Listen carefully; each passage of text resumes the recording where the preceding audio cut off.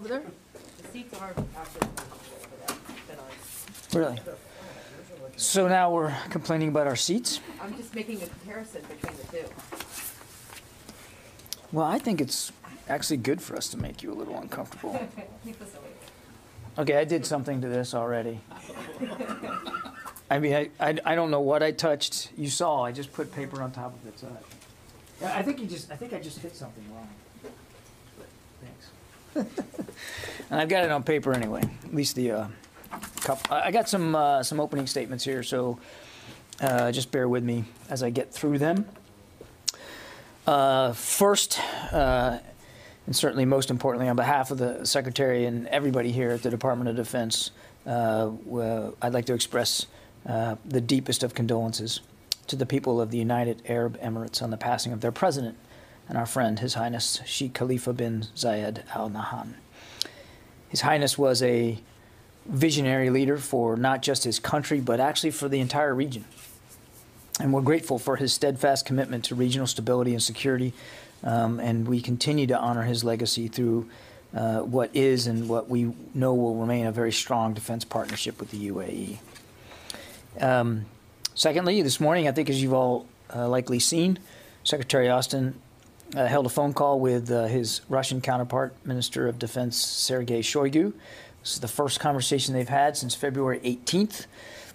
And the Secretary urged an end to the conflict in Ukraine, and he emphasized the importance of maintaining communication. I think you guys all saw that we put our readout of that. Now, as you know, we remain keenly focused on the evolving situation in Ukraine and Russia's aggression in the region. And the United States continues its course to stand shoulder to shoulder with our allies to maintain a strong deterrent and defensive posture on NATO's eastern flank. As such, Secretary Austin has ordered the deployment of approximately 10,500 personnel in the coming months to replace previously deployed U.S. Army units serving in the European theater of operation. These deployments are one-for-one unit replacements, which will leave our overall force posture in the region, approximately 100,000, unchanged. The units being replaced will return to their home station following an appropriate turnover of responsibilities. And these turnovers will occur over coming weeks, in the next couple of months even. It'll go into the summer, and it'll be a rotation over time. Specifically, the 101st Airborne Division headquarters from Fort Campbell, Kentucky will deploy to replace the 82nd Airborne Division headquarters in the EUCOM area of responsibility. And that's about approximately 500 soldiers. The 2nd Infantry Brigade Combat Team, 101st Airborne Division from Fort Campbell, Kentucky, will deploy approximately 4,200 soldiers to replace the 3rd Infantry Brigade Combat Team, 82nd Airborne Division, in Poland. The 3rd Armored Brigade Combat Team, 1st Cavalry Division from Fort Hood, Texas, will deploy approximately 4,200 soldiers to replace the 1st Armored Brigade, 3rd Infantry Division in Germany. And the 1st Armored Division Combat Aviation Brigade, consisting of approximately 1,800 service members from Fort Bliss, Texas, will replace the 1st Air Cavalry Brigade in support of the United States commitment to Atlantic Resolve. I want to stress, and just I'll stop on that one and remind that Atlantic Resolve is a rotational deployment scheme for the U.S. Army since 2014. So the 1st Armored Division Combat Aviation Brigade that will come in from Fort Bliss, this was a long-standing replacement in place. I mean, the 1st Air Cav Brigade that's there has been there for like 9 months. So like this is the time for them to go. This was something that was pre-scheduled. Lastly, like our previous announcements, these are not permanent moves. These moves are designed to respond to the current security environment. Moreover, these forces are not going to fight in Ukraine. They are going to support the robust defense of NATO allies. Those are the force posture announcements that we have for you today. We'll continue to keep you informed and remain transparent about our support for our European allies and partners. And when there's additional announcements or rotations to talk to, we'll talk to it. But that's all we have for today. And then lastly, just a bit of house cleaning on Monday, the 16th of May, and then Thursday, the 19th of May. There's going to be an increase in helicopter activity in and around the Pentagon and the National Capital Region. This is part of a regularly scheduled exercise, and I just wanted to get that out there now before you start seeing a lot more helicopters and asking me what's going on. It's just an exercise, long planned, nothing to be alarmed about. And with that, we'll take questions. Lita, you're on the phone. Hi, thanks, John.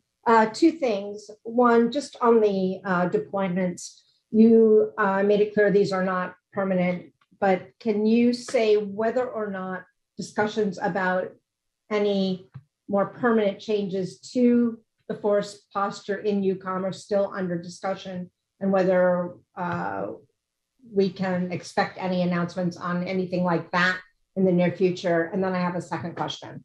I would not expect any announcements on permanent footprint changes anytime in the near future, Lita. As you've heard us say, the Secretary knows that the security environment is now changed based on what Mr. Putin has done.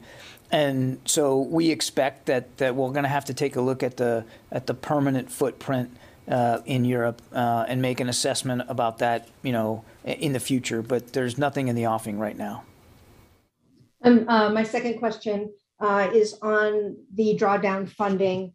The letter last week made it clear that the Secretary believes it's important for Congress to act quickly on the drawdown funding. Can you talk just a little bit about if there is a delay, a continued delay by the Senate to move the bill, what impact does that have? Is there enough equipment in the pipeline that a delay of a week or two won't make much difference? Can you just put that in perspective?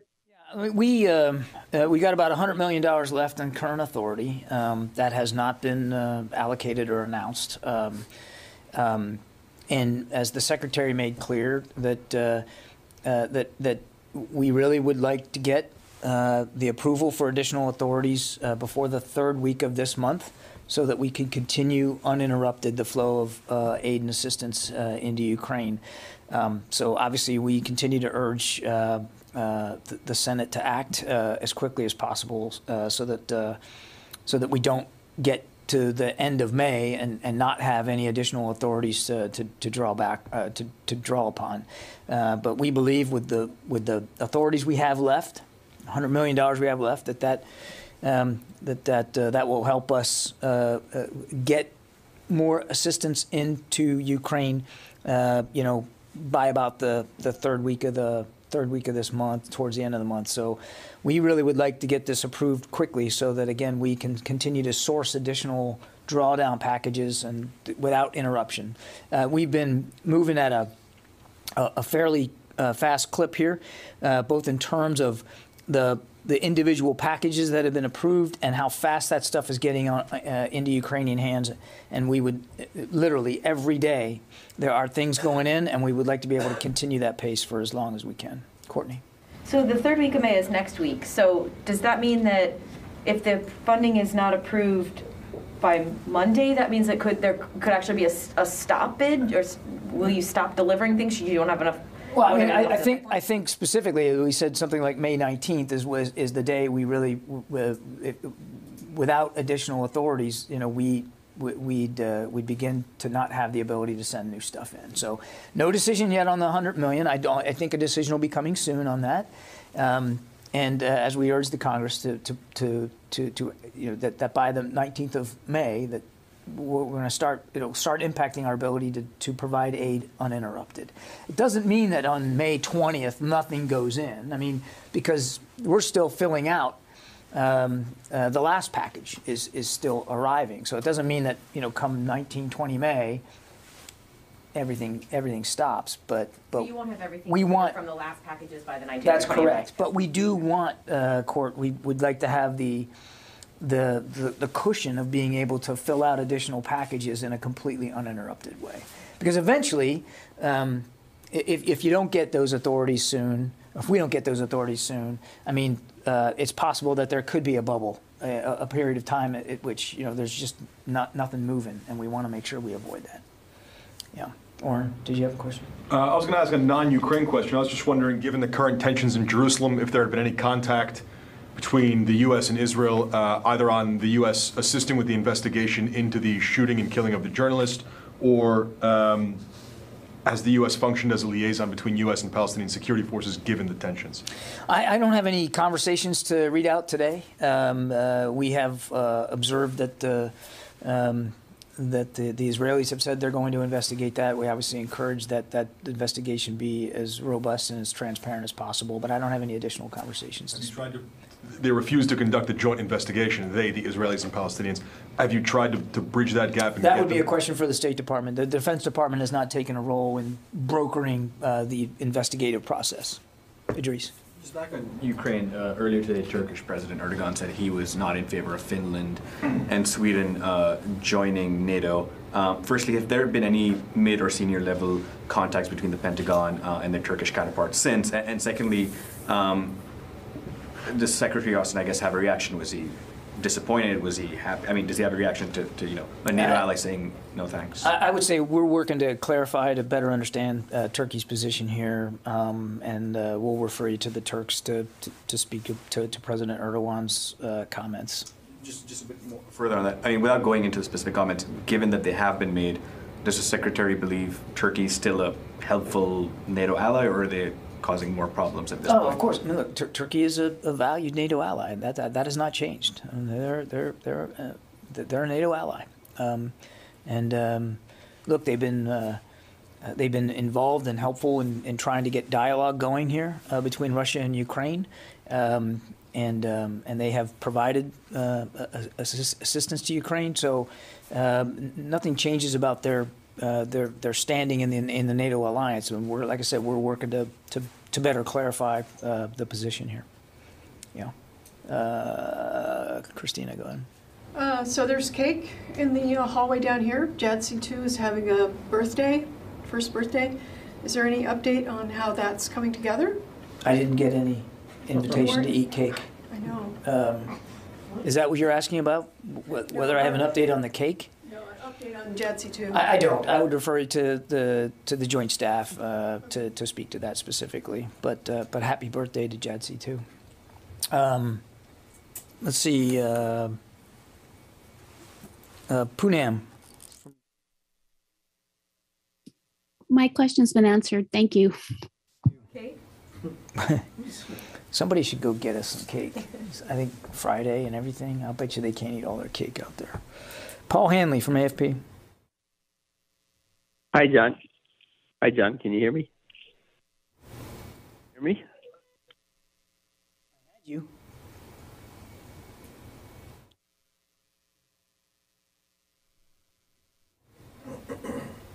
All right, Paul. We'll come back to you. Let's see. Anson from Asahi. Hello. Hi. I think Paul's still on the line. Hi. I don't know. I unmute and then it gets muted. Sorry about that. I'm sorry. Can I ask my question? Hello. Paul, you got me? Yeah. If you can hear me, I wanted to ask, what was Minister Shoigu? What did he have to say about the issue of Finland and Sweden joining NATO? Yeah, look, we gave a readout of it, and I just reiterated that. I'm not going to go into any more detail than what we provided. I think I'm just going to leave it there. Anson? Secretary.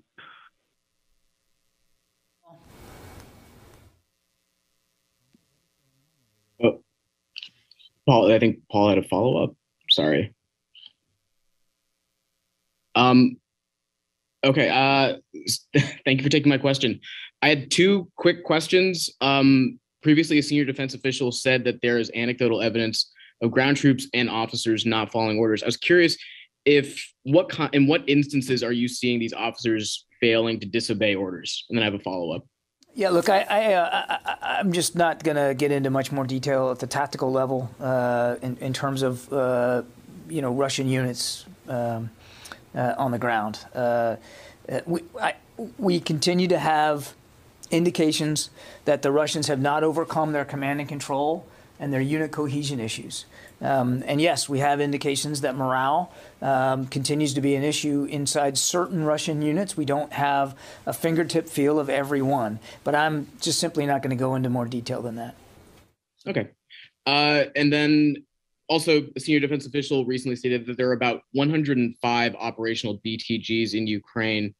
Given the extensive losses sustained by the Russians, the Institute for the Study of War has said that the measuring of the number of BTGs is no longer a viable metric for Russian force presence. What is the DoD assessment on the average range of troops per BTG? Has that gone down from the average 800 troops that had been previously seen per BTG? Thanks. Look, we still the average size of a Russian battalion tactical group is between 800 and 1,000 troops, depending on the mission of the BTG. But a BTG can still be operational and have less than 800. I mean, it depends on what it's being asked to do and where it is in the fighting. And I'm not going to get into, again, a blow-by-blow of every single battalion tactical group that the Russians have in Ukraine. The point is that they still have an awful lot of firepower and forces available to them as they continue to prosecute this war now in a more confined space in the Donbass region. And I think I'd leave it at that. Oh, I already got you, Jim. No. I already got you, Jim. Go ahead. Yeah, so, which belies the problem. The Ukrainians have been fighting hard for a long time against a lot of Russians. And how are they still combat effective? I mean, what's the assessment of that? The Ukrainians? Yes. Yes, of course they are. I mean, they're putting up a very stiff resistance in the Donbass and in the south. They have prevented the Russians from achieving virtually any of their strategic objectives thus far in the war. Now, look, both sides have taken casualties. Both sides have lost capabilities, whether that's actual hardware or defensive systems.